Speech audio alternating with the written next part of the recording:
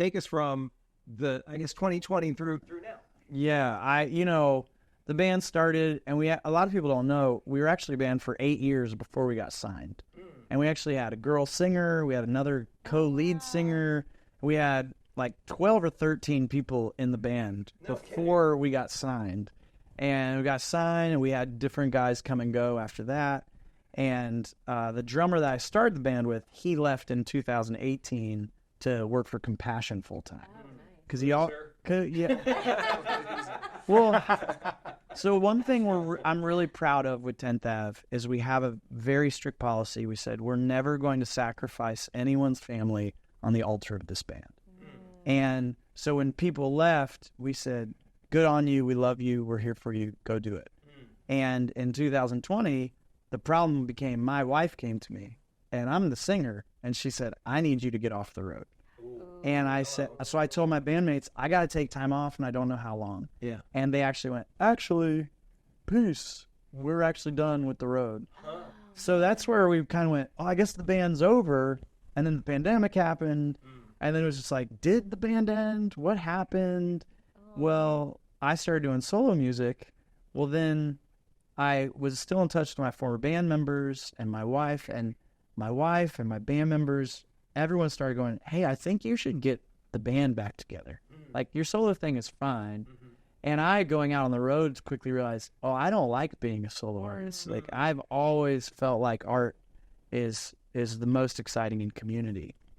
Well, during the pandemic, our band had actually signed Thomas's duo to a Sony deal called Land. He's in a group called Land of Color, and they still make music. And we started making music during the pandemic together. Okay. So I'll let you speak into that, I guess.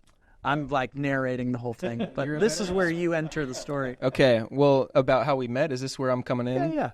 Yeah. So basically, let's see here. We lived in the basement of Mike's best friend that I didn't know at the time that they were friends, but all of a sudden see Mike coming around a lot, and we become good friends. He helps our band get on the road and get signed and do all that, and so we were really tight with the OG 10th crew, or what the 10th band before they farewelled. Yeah. And so we were, I'm good at that. So we were all good friends, and then during the pandemic, Mike and I started playing together, and we were in each other's COVID bubble. You had to have your buddies. Yeah. So we started making music together and playing his solo music, and that whole time I was like, dude, people are still listening to 10th, online, and we're playing a lot of the songs at his shows, so it was a fun, when he asked, he's like, would you maybe want to be a part of it? I'm like, absolutely. There was already the connection there in a lot of ways. I actually said, because Jeff, who was our guitarist for a long time, he said, hey, listen, I don't want to get on the road again, but I would love to keep writing songs for 10. So could I be like a silent member? Yeah. So that was really the thing that pushed me over the edge of, well, if he's still going to be like, part of it, sort of, I just said, hey, do you want to be in 10? He goes, yes. I said, oh. And then Monty, I actually met, you were dating a girl that lived across the street from us. Yes. I was dating a girl that became my wife. Awesome. Yes. So he did it. He dated right. We did it. But yeah, I met Mike because he was my, at the time, girlfriend's neighbor. Yeah. And I knew that he was, I knew of 10th Avenue North. Yeah. And I had been working in the Christian music industry for a few years as a touring musician and as a songwriter. Nice. But it had been, I think, like years, it's been like 3 or 4 years since we met, and we never had done anything musically together. Nothing. Yeah. Nashville's funny that way. Yeah. So we were kind of like in the same community, but like not doing anything musically together or anything. And then I think it was 2021 or 2022 that I don't even know. What are years? What is time? But that Mike approached me to play some shows with his solo project. Okay. And one of those times we were in Indiana, I believe, and it was the three of us playing together, and it was just such a great time.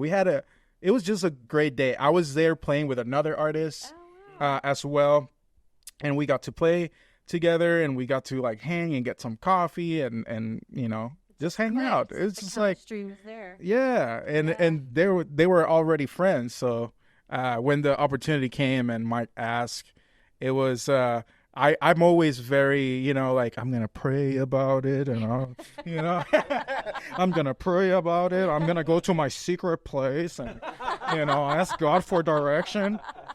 But my wife was like, why not? Like they're like part of our family, and you've wanted to do something of your own for a while, and so it's been such a great adventure to be with these guys and to be creating new music. It's a very different I've been a songwriter for multiple years, and it's a very refreshing project. Yeah, so when we decided, okay, the three of us are going to bring 10th back, I booked a trip, and the three of us went down to Jupiter, where Jeff, our former guitarist, lives. Your hometown. Yes. And- Thank you. Shout out. And we did like a 3-day writing retreat, and we wrote the song Invited there, and we wrote a couple other songs there. And that's where we really started like, okay, this is going to be amazing. And then we had this friend in D.C. who wanted to do this secret show, like making the announcement, helping us do the announcement of 10th is coming back. So we flew to D.C. and all these people came. It was kind of nuts how it all came together. But there was like 400 people that just responded to this like cryptic Instagram reel that I did. Said, can you be in the D.C. area on this date for some secret announcement? Sure. And we had people fly from all over, like Washington State and Louisiana. It kind of blew my mind. But we had never played live, really, all three of us together like that. Yeah. Oh man! And all these people are there. And I remember we go to sound check. We're like, I'm pretty sure this is gonna work. And the three of us had never like sung full voice together. And we started sound checking. And I look over at our buddy who brought us in, and he goes like this, like that. And then I look at Jim, our manager, and he goes, It was pretty magical. This is happening, guys. That is cool. It was like a movie. This is such a God story, the way you guys all came together. You're in proximity, living in basements and across the street, everything. But what about the goal of the band to lift shame one song at a time? Was that like over coffee? Was that from one of the books you wrote, Mike? Like, where did that mission, because that's a really special mission, to lift shame one song at a time. I was just talking to a guy.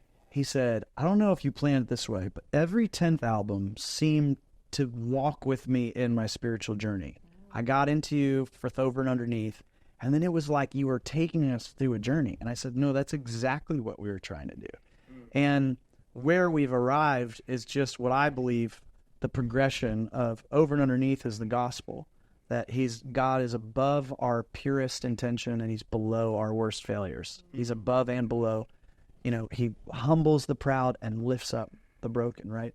Well, the next step when you believe the gospel isn't, now I'm going to be an awesome Christian. It's, you let the light meet the dark. You let the healing begin. You stop pretending that you don't need a savior. You can actually be honest about how much you need a savior. Well, and then you can be honest about the struggle. That was our next record. And when you live in the struggle, guess what? Suddenly you start living in community. You go from islands to cathedrals, that you become a unified place of God's presence. That's cathedrals. And after that, you can actually start following Jesus together. That's followers record.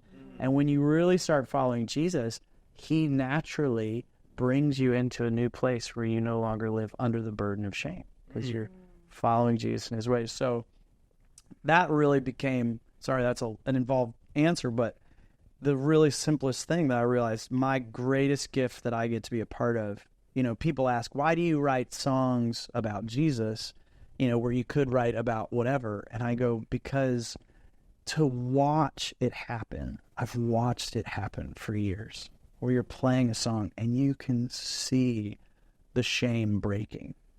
And there's just nothing better